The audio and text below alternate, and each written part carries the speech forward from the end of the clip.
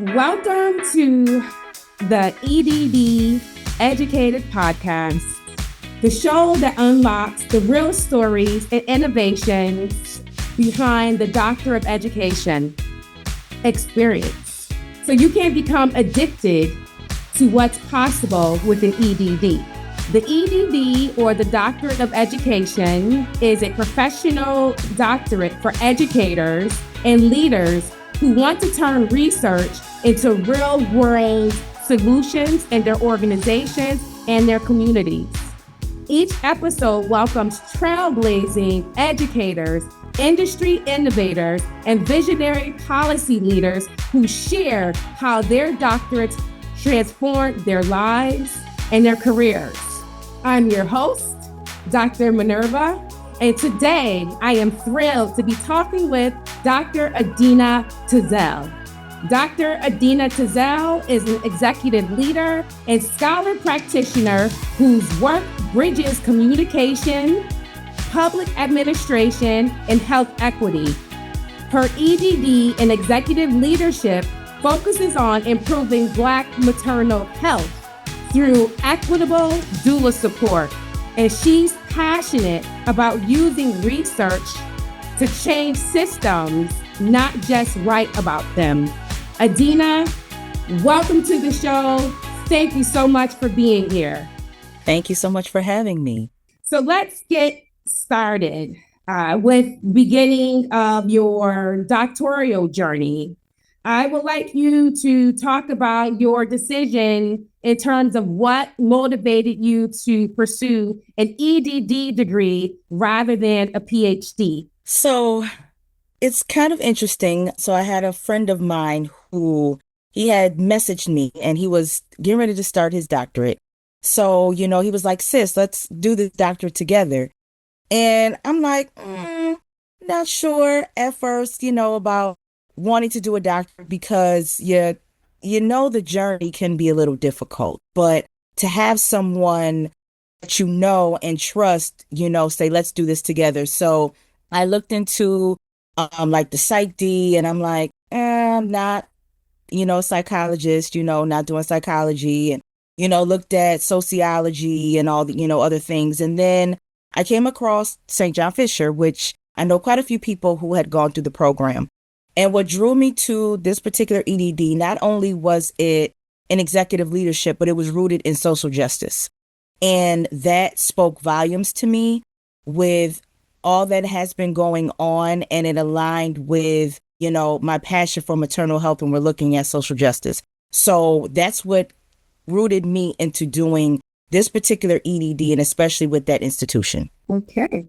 That makes a lot of sense, especially given your background and goals, right? And so it sounds like there was both a practical and a purpose-driven element there. Yes. Building on that, was there ever a particular moment, experience, person, I know you mentioned the person who had messaged you, that shifted the EDD from a vague idea into something that was a more concrete goal? So crazy enough, it was my doctor, actually. I had an OB who was a Black woman, and she wasn't just, my doctor. Like, we could actually talk. It wasn't, you come in, do your exam, go. It was like, how are you doing? How are things going? And I'd actually talked to her. She asked me how things were going, and we were having a conversation about me possibly going back for my doctorate. And she was the one, and I actually told her this her last day when she retired, and I wasn't trying to make her cry, but I wanted to give her flowers because she was somebody who helped made it solid. Like, this is something you can do. This is something you should do, and you should definitely go for it. So she was definitely one of the driving forces that solidified that this is something that I should do. Thank you for sharing that. Wow. I mean, that's awesome to be able to have a medical doctor that you feel comfortable having conversations with, and one who also feels comfortable suggesting a life-changing event like pursuing a doctorate.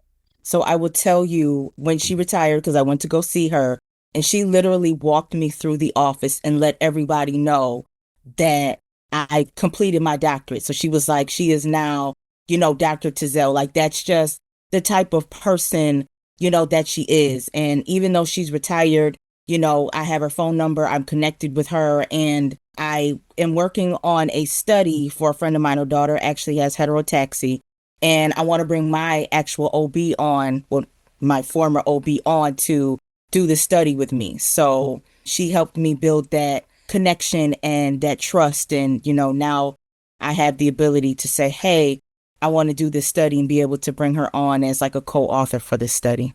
Wow. For those of us who don't know what heterotaxy is, could you tell us? So heterotaxy is a rare genetic condition where it not only affects the heart, but it also affects other organs. So, the lungs aren't fully developed, the stomach is on the wrong side. My friend in particular, she was told to terminate. They said the child wouldn't be viable. There's a lot of complications. And just before she was to deliver, they were preparing for the worst. They were talking about palliative care, and she is the type that she's like, I'm not going to not give my baby a chance. I'm just not going to terminate. I don't know what I don't know. If she comes here and she doesn't make it, at least I tried. And little Seven is here. We're actually doing a walk for her on the 16th. She just turned 8 months. She's had surgery. She's on a tube feed, but she is the chunkiest little Cabbage Patch looking baby ever. So I wanted to do a study because she wasn't the only one where, she was told to terminate. She met someone in Target and she was like, my baby had the same condition, and, she followed what the doctor said and she terminated. So it's like, what are all the gaps, when we're looking at care? She was sent to Boston, for, the surgeries. U of R here has children's hospital, but for the type of care that she needed, she was sent to Boston. So I want to do a deeper dive when we're looking at, the gaps in care and how many others, were told to terminate without the possibility of the child being viable and living. Seven is living proof. Even though she's had surgeries, she's 8 months and she's the happiest little cooing baby. So what could have happened to a friend of mine emotionally if she had to just, terminated and not know the possibility of having this beautiful 8-month-old that is thriving and surviving? Yeah, that sounds like it will be robust research, especially given circumstances surrounding Roe versus Wade and decision to be pro-life or pro-choice. So thank you for sharing that. Those turning points, those moments often say a lot about what we value. And once you knew an ED was right for you, you still had to choose a specific program, which could feel overwhelming. Mm-hmm. For listeners, specifically, like what would you share with them in terms of the factors you did weigh when choosing your specific EDD program? You can talk about, or not you can talk about, but things like the format, the faculty, the concentration, the reputation. I know you said that you knew people who went through the program before, the cost or location.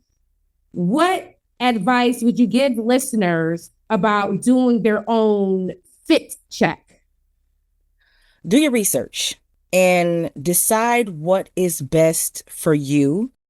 I had started an application at UB. This was before I had, talked to my provider, and I had started the application at Fisher. Fisher is accelerated.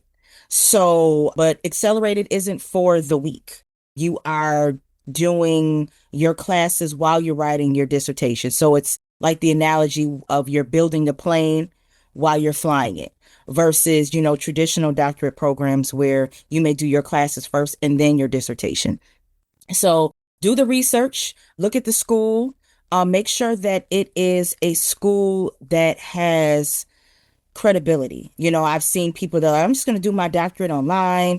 There's no dissertation, things like that. And it's like, Is it credible? When you graduate, is that something that people will look at and say, hey, you went to Fisher, or oh, you went to this school? Is it really something that can take you further? Don't necessarily take the easy route. I've seen some where you're supposed to get your doctorate in a year.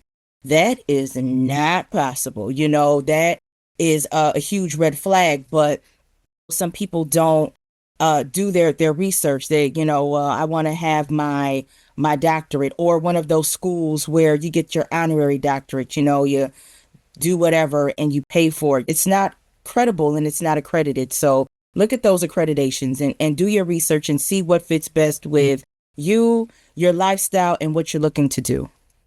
Yeah, accreditation matters so much. Mm-hmm. Wow, that's really helpful, especially for people who are in the comparison stage right now. With that decision made and the application sent off, a whole new chapter begins. And actually being in the program is the game changer. Mm-hmm. So I like to shift into life inside the EDD program.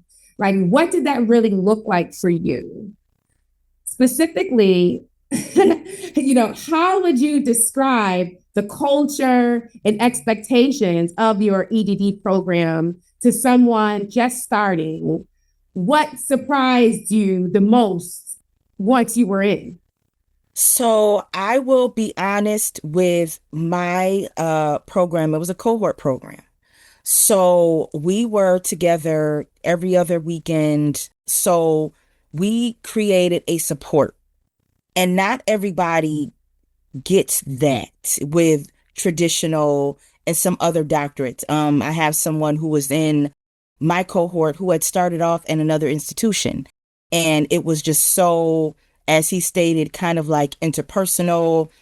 The culture, in their words, was kind of toxic, whereas ours, we had supportive professors and our cohort was supportive. So we could lean on each other, if that kind of answers, your question. So, look at the dynamics of your doctorate program, because you're going to need that support, not just from staff, but from others, because not everybody knows what you're going through when you're in that doctorate. So yes, you could have family support that is cheering you on. Yes, you could do it, but they don't understand the dynamics of what you're going through, especially if you're working. You're trying to balance, your papers that are due and your studies.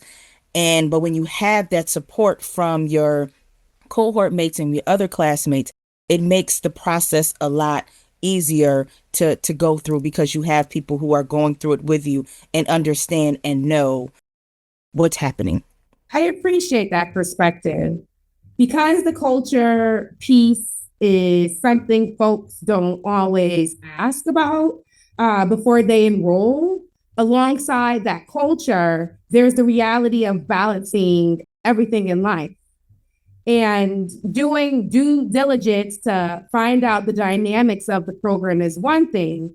But personally speaking, what did you find to be the biggest challenges of balancing work, life, and doctoral study? And what concrete strategies helped you stay in the program when it felt hardest?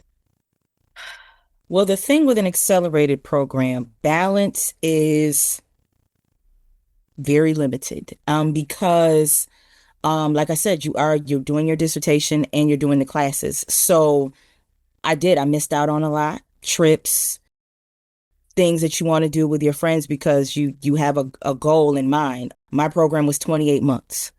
So it was very rigid, and making sure, you go to work, come home, and you've got things that in order to meet your milestones to get things done. So you have to know how to balance calendars, make out a schedule of, okay, when I come home, I write for 2 hours. On the weekends, I may write for an hour so I can get some things done. But there were a lot of things that did kind of fall through, the cracks. It's like I had comforters that were in my basement because I would just take it off and put a new one on because it's like, I don't really have time to wash all of these comforters. But then at the end, it's like, you have 15 comforters down here that, that now you got to go to the laundromat to wash all this stuff. But, it was just kind of looking at the balance of, I know I needed to get this done and looking at the bigger picture. That's a good point about having all of that laundry. Yeah. That sounds expensive too. Yes, I guess it's a good thing when you're like a crazy shopper, like you see sales on comforter sets. It's like, I just go ahead and buy another one and think about it later. But then it's like, oh, now I have all these comforters that I need to wash because you kind of let that lax. Your basement looking a little cluttered with mounds of comforter. Yeah, I'm sure somebody out there can relate. Yeah, those are such practical strategies. And I know some of this played out in very personal ways for you, navigating big life events and emotions while still moving forward. So it definitely takes a lot, what I'm hearing, to miss out on trips and activities, to be able to dedicate that 2 hours to writing, right? And classes, like I said, classes were every other weekend. So, I missed out on family reunions because I had class that weekend. So it's like I can't go. Oh, we have a girls trip. Do you want to go? I can't. I have class this weekend. And you can't say, oh, I won't be in class because, I have a girls trip. They're not trying to hear that. I did a work conference and I missed that Friday and came in Saturday morning and had to come to class when I got off the plane. So here I am with my suitcase in my trunk, you know, coming fresh off of a work conference. So you really have to be dedicated and prepared for those type of things when you have a goal in mind. Yeah, thank you for being so open about that. A lot of listeners will see themselves in those moments, maybe even the ones with the comforter, right?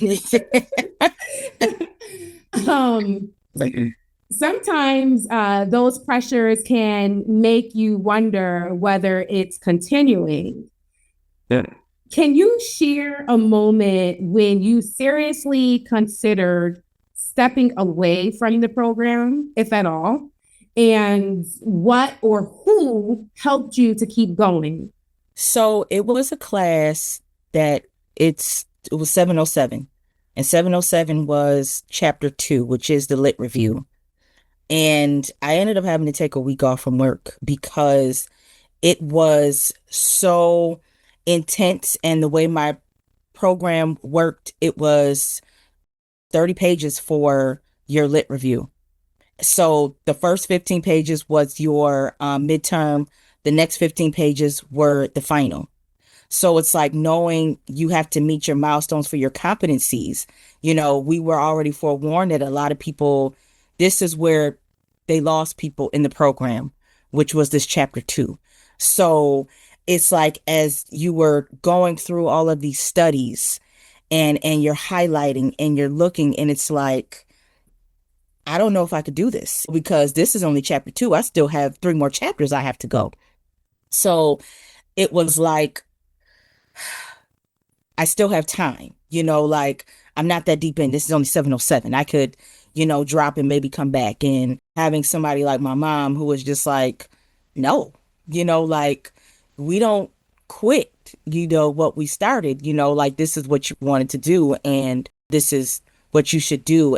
But also having my teammates where it's like, hey, I'm over here questioning my life choices too. Like, we got this. We can meet and go to the library and write or sit on Zoom and write or call each other and cry and cuss and get back on it. So having, like, once again, like I say, having that supportive cohort in my particular team and my family just to kind of support me as I was navigating that particular time, because that really made me really question my life because I didn't think, you're thinking lit review, going through studies, you don't think it's going to be that difficult. And it's like 30 pages of studies that you need to summarize, and it has to align with, your dissertation. So that was one of the points that really made me want to say, was it really worth it?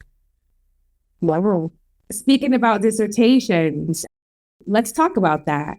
You specifically wrote about Black maternal health and through doula support, a topic that hits home as Maternal Health Awareness Day approaches on January 23rd. The American College of Obstetricians. I had to pause there for a minute so that I don't be so I'm not tongue tied. Obstetricians and Gynecologists, or ACOG, theme this year is Holding Ground on Maternal Health. That reminds us over 80% of maternal deaths are preventable, with Black women facing the highest risks. Adeanna, could you share, because your work feels such like a direct response to the urgency around Maternal Health Awareness Day, how do you see your efforts contributing to holding ground on these issues? Staying informed and staying steadfast in your purpose. Having the knowledge and being a behind the scenes, if that makes sense, for policy change, not one of those who are forward facing, but you don't necessarily know what the work they're doing, but also understanding the system.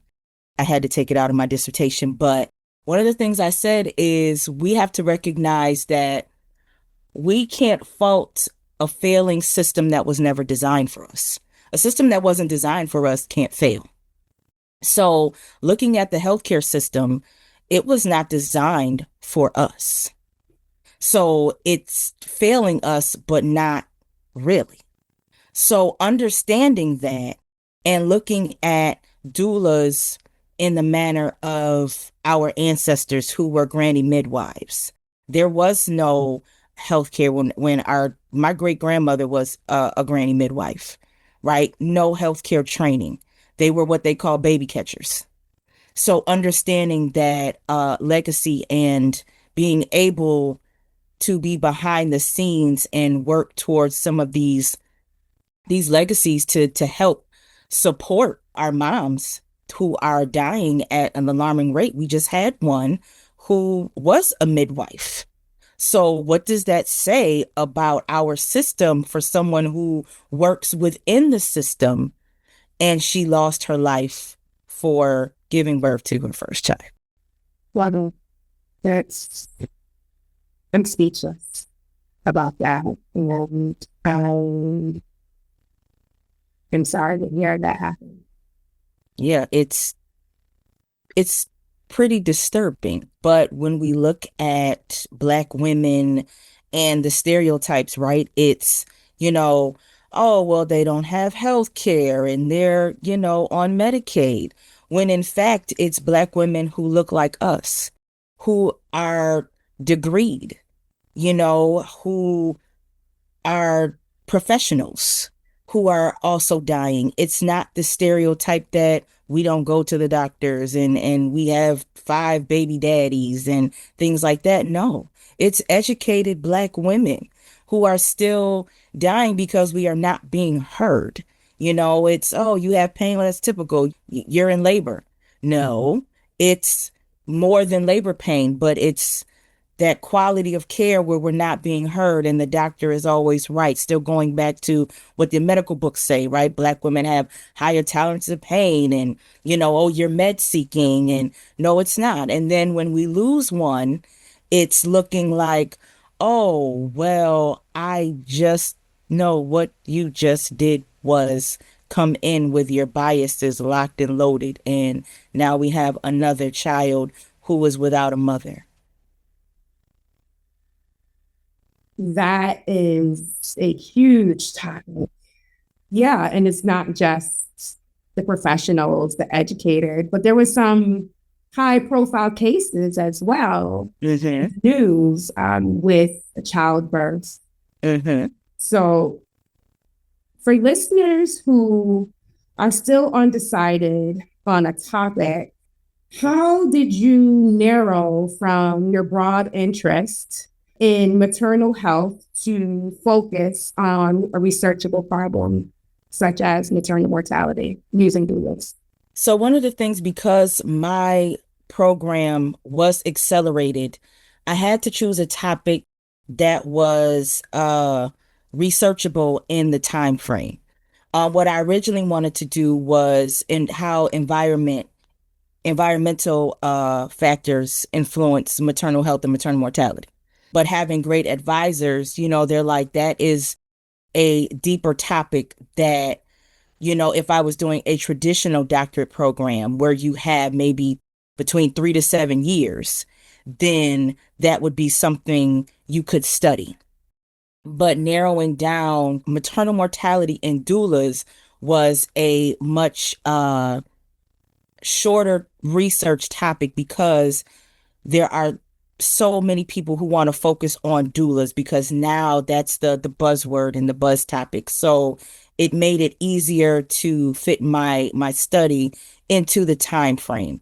So for those who are undecided, look at your topic, right? Look at your research and also your passion. Is it researchable? Will you be able to do it in your time frame, or can you kind of shorten it? And then once you graduate, you're able to take that topic and expand it further, because now you are considered a researcher, right? And once you are considered a researcher and an expert in your topic, you can take that research further and deeper. Deeper in terms of applying to grants, applying other research to Yes, other research, other grants, other organizations. And again, have co-authors where someone else may have that same interest, who may have been in your program, or may have saw your topic on LinkedIn and said, hey, I'm interested, let's do something together to take a deeper dive in to what you've done. That's such a useful way to think about it. Following the thread of passion to a specific problem.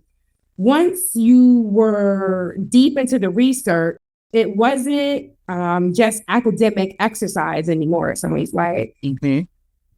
In what ways has doing this research changed how you see your own community, your professional role, or your sense of responsibility as a scholar practitioner?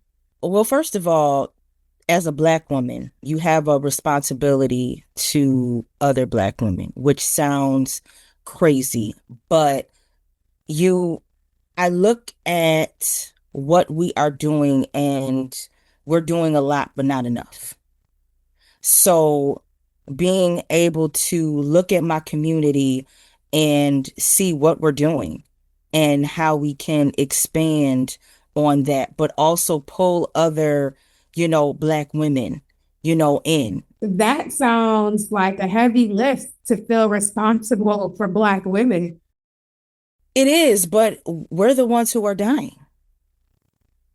And even still, there are a lot of Black women who have no idea what a doula is.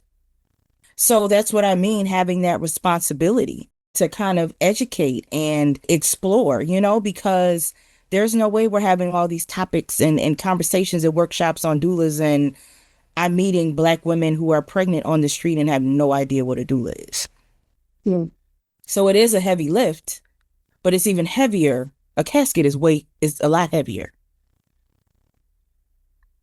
Indeed. So that's why I say pulling in these Black women, even if you don't want to be a doula, having these conversations on, mental health and maternal mental health, like these topics need to be had. Because like I said, you're right. It is a heavy lift, but a casket is heavier.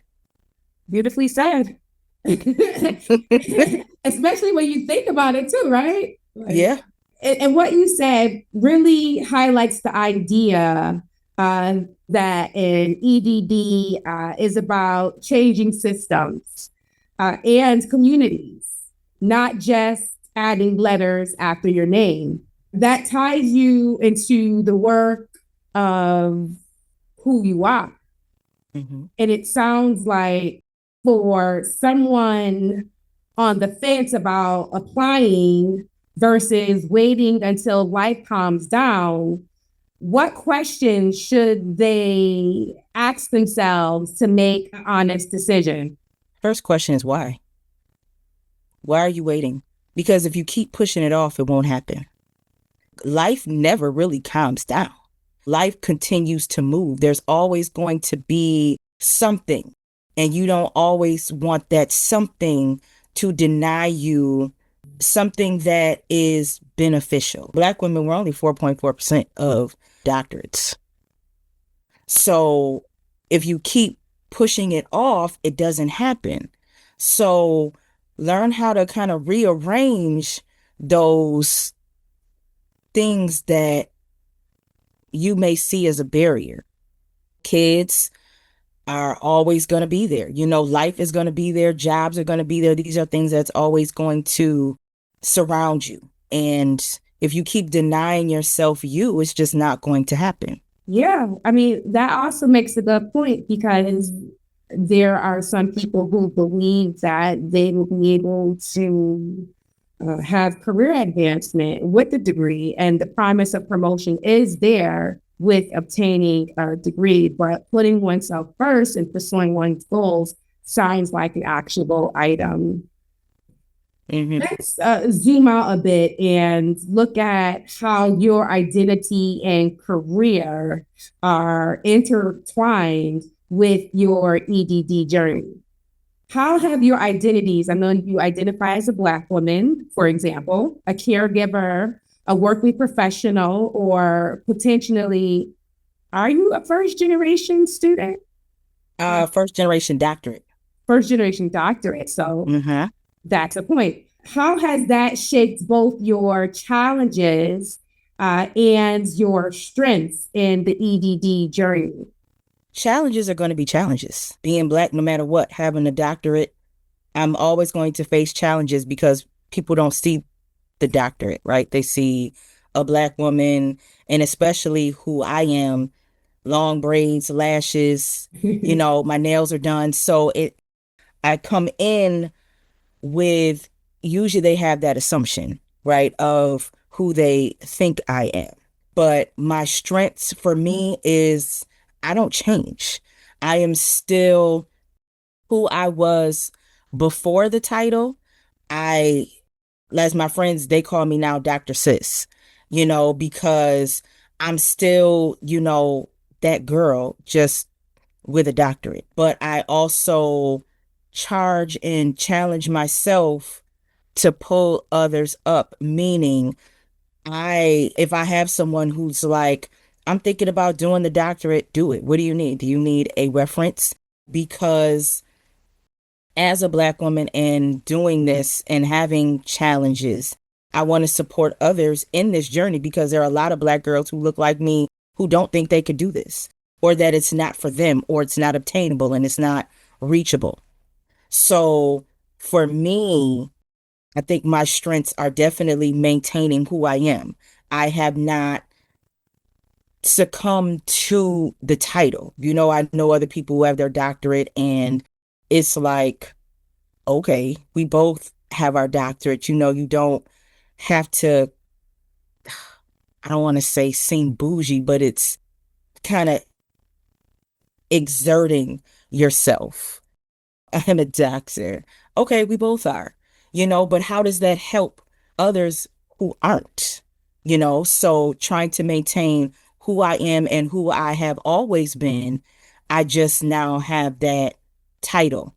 It absolutely does. And that's a great example to name so clearly.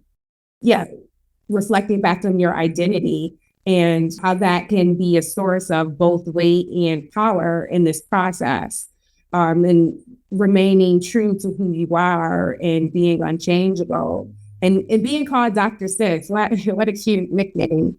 That on the other side of all that effort, the degree itself offers and reshapes opportunities. Mm-hmm. And so aside from the title of being Dr. Sis, Dr. Yeah. Tazell, right? How has the EDD already influenced your career trajectory or leadership opportunities, even before or just after finishing your dissertation? And you're a recent graduate, fairly, right? Yes. Yep. Working on having my own. I have worked with others, but also having my own. So I am in the process of starting my own consulting. I am also a leadership coach. So being able to coach new leaders, because that's not something, especially around here, people want to do. It's, oh, well, how did you make it? Oh, it's a tough process, girl. You gotta stay hard and steadfast. And that's not helpful because somebody helped pull you up. So being able to coach new leaders, but also coach maternal health leaders in their maternal health organizations or programs, or someone who is new coming into maternal health and coaching them through some of these difficult moments that they may not have had access to, when we're talking about maybe losing a participant or, them losing a child, how to handle these types of situations. Because unfortunately, there are some who may have been thrown into a maternal health organization and don't understand the depths of what they have gotten themselves into, I guess, for a lack of a better word. Because some people hear maternal health and the, not the spectacle, but the information around it, but don't know how deep it can get when we're looking at how raw and how hard that it is when we take a deeper dive in looking at maternal mortality and infant mortality and the trail that it leaves behind. It's not just we lost a participant. Now we have a child who no longer has their mother. Now we need support for the family because there could be a father who has been left behind and he doesn't, have support. So looking at it wholly and holistically and be able to help them navigate that. That's so profound. And mortality itself is very profound as well and life changing. Mm-hmm. And it's the surface. One of the things that I noticed with a lot of organizations, especially around here, we focus on the birth, but we don't focus on what happens when there's no longer a child or there's no longer a mother. So it's like, okay, you've had a doula, but God forbid they lose their child. And it's like, now what? So being able to help that organization or that leader work through that and have other supports instead of, well, we can find grief support. That's fine. But do we have culturally responsive grief support and not just send this person to someone who is with a group who may have lost their 13-year-old to cancer or maybe, and not taking away from any of that at all. But when we're looking at infant mortality, it's something that a lot of Black women are facing, especially within the first year. So finding those culturally responsive supports that they all can relate to that experience. It absolutely is there. And it reminds me about maternal mortality and the impact that it can have, not just on the immediate family, but also the surrounding community. Mm-hmm. It reminds me, I might have been an elementary school student at the time when I first learned about maternal mortality, but I didn't know what it was. Mm-hmm. And so hearing you speak about that, I'm now thinking back to that time when someone died during childbirth and the child is still here. Mm-hmm. And is now, possibly an adult now, but just thinking about the impact that maternal mortality and even infant mortality has on the mental health of a community and individuals is certainly something to advocate for. It, especially as like you mentioned earlier, where it's preventable. So when we look at maternal mortality and knowing that it was most likely preventable, right? She may not have been heard, we've got preeclampsia, things like that, things that were preventable, but she was not being heard, right? So it's like when you lose someone to, and I have had that experience, I have someone who I lost. You have these questions, right? The woulda, coulda, shouldas. So when we look at maternal mortality and you've lost the mother and you have the aftermath of the family, it's the woulda, coulda, shouldas. What if we had have listened? What if we had have gone to the doctor sooner? What if the doctor had have paid attention? What if the doctor had have checked when we said it? So it leaves all these burning questions. But now you still have a child who is here who now needs support, even though it is a newborn, but you weren't prepared as the grandmother or as the father. So now I need resources and support because now I am a parent to my grandchild because I wasn't prepared to lose my daughter or my daughter-in-law or whatever. Yeah, thinking about the impacts again on the father and the grandmother, the extended family, that's certainly to be noted. And that's a great example in terms of the impacts that maternal mortality does have on communities. So now that you know your passion, you know your groove, you're doing your thing, many listeners still have perhaps a lot of questions or myths in their heads about what a doctorate is or who it's for. You mentioned how some people may think it's not for them or it is. Can you speak a little bit about what myths about the doctoral study you wish to clear up for every aspiring EDD student listening right now? A doctorate is for everyone. You just have to have the drive and the passion to be able to do it.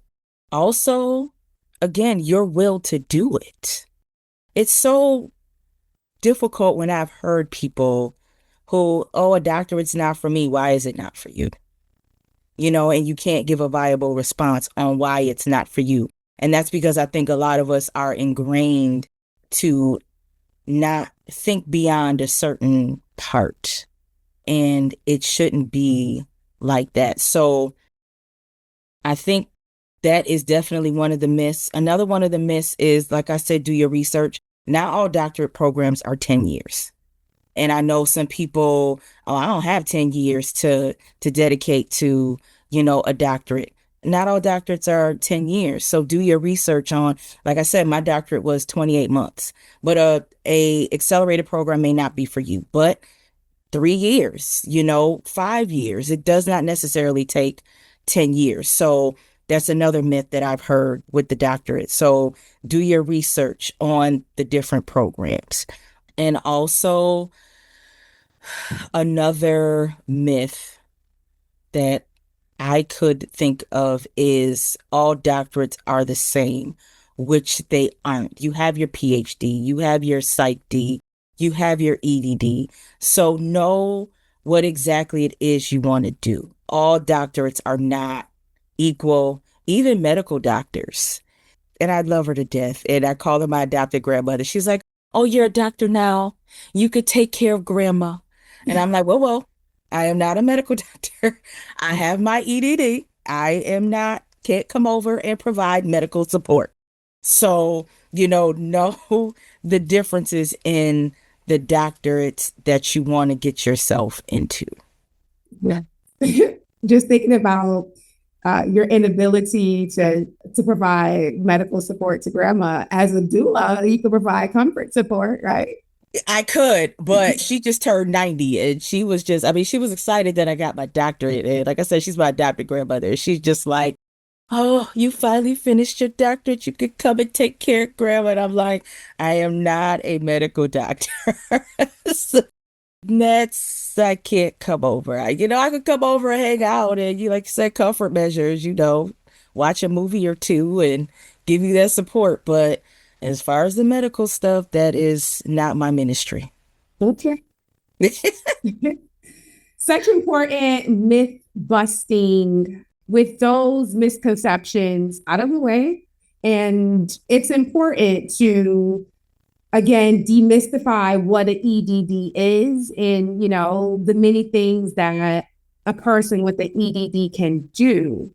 What are three specific habits or practices that made the biggest difference in your ability to progress?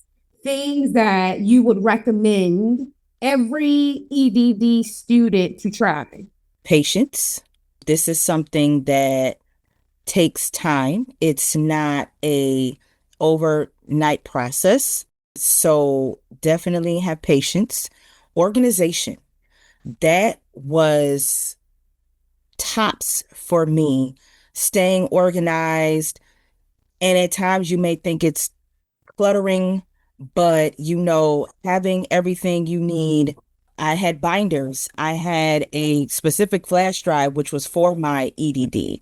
I had a paper calendar, not just for my phone, but to stay on track of what was due, what was needed, things that I needed for my, actual studies and focus.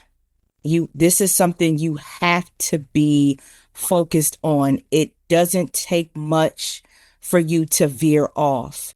And the closer you get, it seems like you get like that squirrel effect where this is something that you have to do. And it's like, squirrel, I'm over here. You know what? Maybe I should clean the refrigerator. And I've got these clothes that I need to hang up, because now you're at the end and it's overwhelming as you're, writing your chapter 5 and doing the results for your study. So maintaining your focus, I would say those were like my top 3 things that people could have. And probably people wouldn't think focus is a habit, but it actually is. That is something that you really need to have, which is focus. And a lot of people, that isn't a habit, which is focus. So those were definitely some things that I needed to have while doing this program. I didn't know sort of procrastinating had the title of the squirrel effect. Yeah. And so, right, washing dishes and vacuuming or even sweeping never looked so good when you Yes. had a paper to write. Yes. Yes. Things that you would normally hate. And I would be in it working on that chapter 4. And it's like, did I finish washing that bowl that was in the sink? Let me wash that fork. And man, this floor, you could have vacuumed it Sunday. And it's like, this floor looks like it really needs to be vacuumed. It's that squirrel effect. So that's why I say that focus. People don't think that it's a habit, but that is something that you have to develop, is that focus. Yeah, I appreciate you sharing practice, organization, and focus. Those Yes. are golden. They're simple. They are, well, simple to some, right? It's a Mhm. habit that takes Mhm. time and gets stronger over time. It's doable and it becomes powerful over time. So, how should listeners think about building a support team? Earlier, you mentioned the cry and cuss. I'm going to call them community, right? Yeah. um, with faculty, peers, family mentors, so that they are not earning the degree alone. Because completing a doctorate, it could sometimes feel isolating. So, how should listeners think about building a support team when they do make the decision to pursue a doctorate degree? It A lot of people may not understand or recognize, but use your discernment. Because one of the things that I learned in this program is that everybody in the audience ain't a fan. So as you go through this process, people who you think are supporting you may not necessarily support you, and everybody that's cheering for you ain't clapping for you, especially as you get towards the end. So having that discernment with your community who supports you. Now, I will say in the inside, when I look at my program, my cohort was phenomenal as support. My team, we were broken up in 3 different teams. And my team, even though we are done and graduated, we still get together. We are there for each other's outside milestone. They came to my graduation party.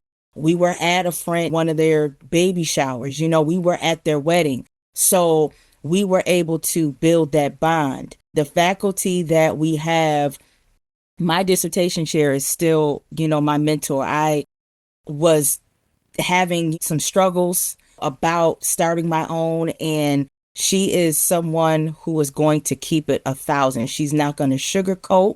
She is going to adjust your crown while keeping it real 3,000%. And you have no choice but to appreciate that, because it's coming from a place of love. Now, my committee was chosen for me, and I'm thankful that my program doesn't make you go out and choose your own. But I will say St. John Fisher chose the right committee for me. They chose the right team for me. So internally with the program, I had amazing support. But on the outside, using that discernment of knowing who is genuinely supporting you, because that can take a toll also on what you're doing when you don't have genuine support. Yeah, I love that framing. This has been such a great, rich conversation. And I would like to ask that if an EDD is ultimately about change work, what change, big or small, do you most hope your journey will make possible for others? Well, I hope my EDD journey is an inspiration for others to show that it can be done. It is not an easy process, but if I can do it, I was somebody who hated school, which people probably wouldn't know because I do have multiple degrees. But, when I started off, I hated school, but I also hated how I was being treated for not having specific education. So I hope my journey can be an inspiration for others, other Black girls who may come from different backgrounds, who have had different experiences, who think that it can't be done. I want to be that inspiration where you see me and you may not know that I have a doctorate. Somebody calls me Dr. Sis and they're like, wait, you have a doctorate? I do. And my goal is always to adjust a crown. So what could we do to get you to a point of, it may not be a doctorate, it could be your master's, it could be a bachelor's. So what could I use what I've done to help and support someone else to step up and elevate and be more than what they are or what they were told they could be? That's a powerful note to use toward our goals. Adeanna, Dr. Sis, this has been such again, a rich conversation. Thank you for sharing not just the milestones, but the messy middle, the doubts, the personal challenges, the ways your EDD is already shaping change in the Black maternal health community and beyond. For everyone listening, if this episode helped you think differently about what an EDD can be or who it's for, share it with someone who might need that encouragement today. You've been listening to the EDD Educated Podcast, where EDD stories spark real-world change and help you become addicted to what's possible with an EDD degree. If today's conversation made you think, laugh, or dream bigger, hit subscribe, leave a comment or a review, and share this episode with another current or aspiring EDD. Your support helps these stories reach more people who are ready to step into their own leadership journey. Until next time, keep learning, keep leading, and keep finding new ways to become addicted. Thank you.